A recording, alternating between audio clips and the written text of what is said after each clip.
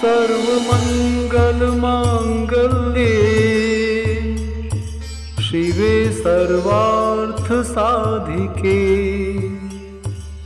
शरण्ये त्र्यंबके गौरी नारायणि नमोस्तुते नारायणि नमोस्तुते। जय माता दी मित्रों, राधे राधे। आज आप लोगों के समक्ष मैं जो घटना प्रस्तुत करने जा रहा हूँ वह कोई काल्पनिक कहानी नहीं है, बल्कि एक पिता की आप बीती सत्य घटना है।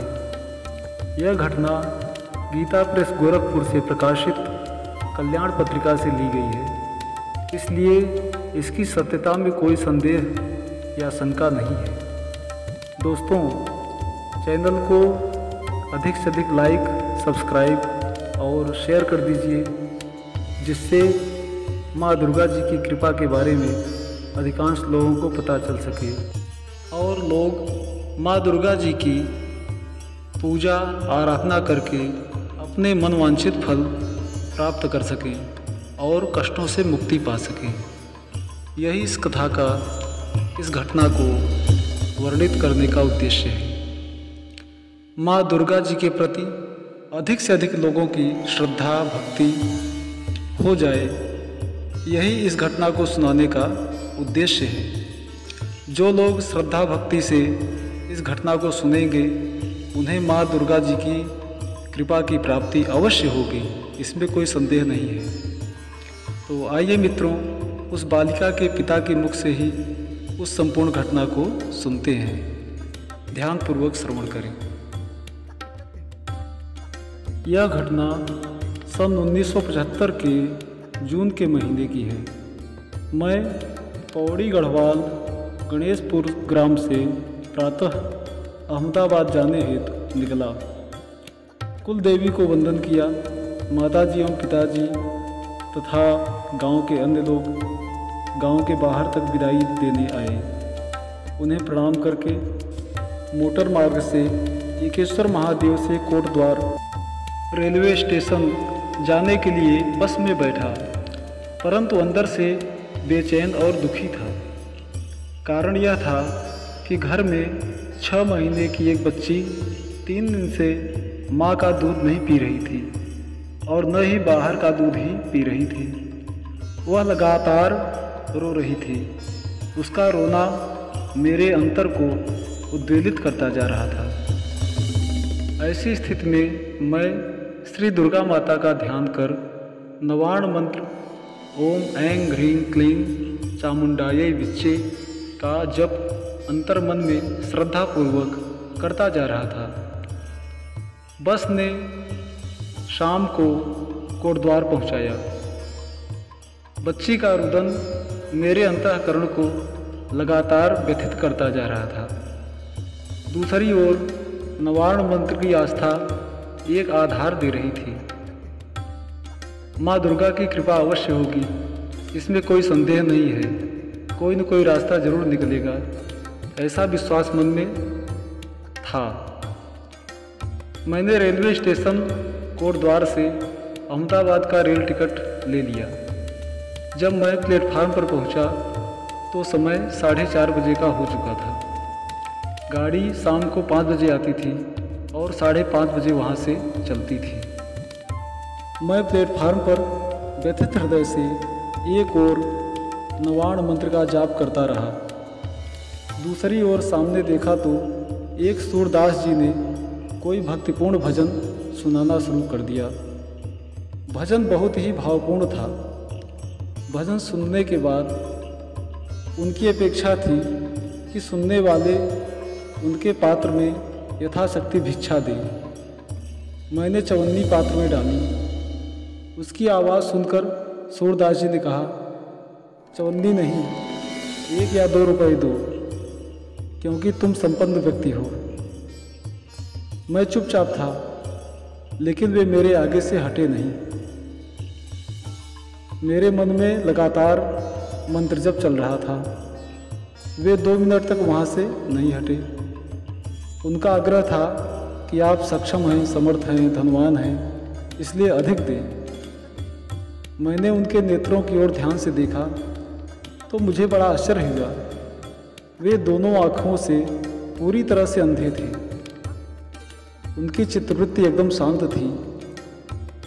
यह देखकर मैंने उनसे कहा, यदि आप बिना आँखों के ही सब कुछ देख सकते हैं तो बताइए कि मैं इस समय कौन सी चिंता में डूबा हुआ हूँ। आप सत्य सत्य बता दीजिए।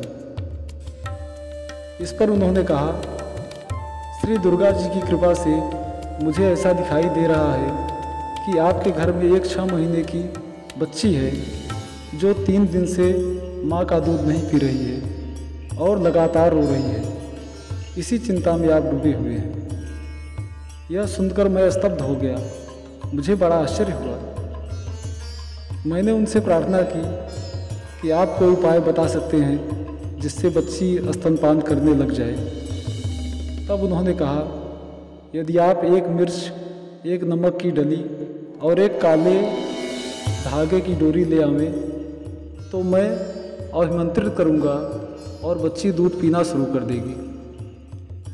मुझे बड़ा आश्चर्य हुआ। मैंने कहा, रेलवे स्टेशन पर ऐसी चीज़ें मैं कैसे प्राप्त कर सकता हूँ। उन्होंने कहा, मुझे जो आता है वो मैंने आपको बताया। इस पर पास में खड़े एक भाई साहब ने, जो कलकत्ता जाने वाले थे, उन्होंने मेरा सामान ध्यानपूर्वक संभालने की जिम्मेदारी ली। मैं मिर्च, नमक और काली डोरी लाने की व्यवस्था करने के लिए स्टेशन से बाहर गया। मैं भारी असमंजस में पड़ा हुआ था। सामान प्लेटफार्म पर छोड़कर जाऊं और सामान गायब हो जाए। तो एक दूसरे सज्जन थे, वे दिल्ली जाने वाले थे। उन्होंने कहा, आप चिंता न करें, जाइए और व्यवस्था कीजिए, हम हिफाजत करेंगे। मैं स्टेशन से बाहर आया, तीनों चीज़ें प्राप्त की और प्लेटफार्म पर पहुंचा। श्री दुर्गा माता का स्मरण सतत चल रहा था। अतः मन में आश्वस्त था कि सब कुछ शुभ ही होगा। मेरा सामान सुरक्षित था और सूरदास जी तथा जिन सज्जनों को सामान की जिम्मेवारी सौंपी थी वे भी सजगतापूर्वक निगरानी कर रहे थे। मैंने सूरदास जी के हाथ में तीनों वस्तुएं, काली डोरी, नमक और मिर्च दे दिया। उन्होंने उसे अभिमंत्रित किया और कहा, इस समय कितने बजे हैं? उत्तर दिया, शाम के 5 बजे हैं। उन्होंने कहा, माँ दुर्गा जी की कृपा से शिशु बालिका ने स्तनपान करना शुरू कर दिया है, दूध पीना शुरू कर दिया है। सूरदास जी का आभार मानते हुए यथाशक्ति मैंने भिक्षा दी। उन्होंने श्रद्धापूर्वक स्वीकार कर लिया। आगे जाने पर मैंने घर पर पत्र डाला और पूछवाया कि बालिका ने दूध पीना शुरू कर दिया या नहीं। मेरी माँ का पत्र आया, बेटा, जिस दिन तुमने अहमदाबाद के लिए प्रस्थान किया था उसी दिन सायं 5 बजे से बच्ची ने स्तनपान करना शुरू कर दिया। मैं बड़े आश्चर्य में था, किंतु मुझे माता की कृपा पर पूर्ण विश्वास था। उस जगत जननी के आंचल पर सर्वथा विश्वास था कि वह अपने भक्तों को कभी अकेला नहीं छोड़ेगी, उन्हें विपत्ति में कभी नहीं देख सकती। मैं श्री दुर्गा माता की प्रत्यक्ष कृपानुभूति, भीख मांगकर जीवन निर्वाह करने वाले सूरदास जी की साधना एवं भगवती दुर्गा का उनको माध्यम बनाना, इन सब के लिए नतमस्तक हूँ और आज भी उनकी कृपा के लिए आकांक्षी हूँ। 6 माह की जिस बालिका के मुख में 3 दिनों से दूध या जल की एक बूंद न गई हो, जो बिल्कुल मरणासन्न हो चुकी थी, उसका माँ दुर्गा जी की साक्षात कृपा के बिना जीवन बचना कठिन ही नहीं बल्कि असंभव था। मैं तो यही मानता हूँ कि माँ दुर्गा ने ही सूरदास जी को मेरे पास भेजा था। शरणागत दीनार्थ परित्राण परायणी सर्वस्यार्ति हरे देवी नारायणि नमोस्तुते नारायणि नमोस्तुते। शरण में आए हुए दीनों एवं पीड़ितों की रक्षा में संलग्न रहने वाली तथा सबकी पीड़ा को दूर करने वाली नारायणी देवी तुम्हें नमस्कार है। हे माँ दुर्गा, तुम्हारी जय हो, जय हो, जय हो।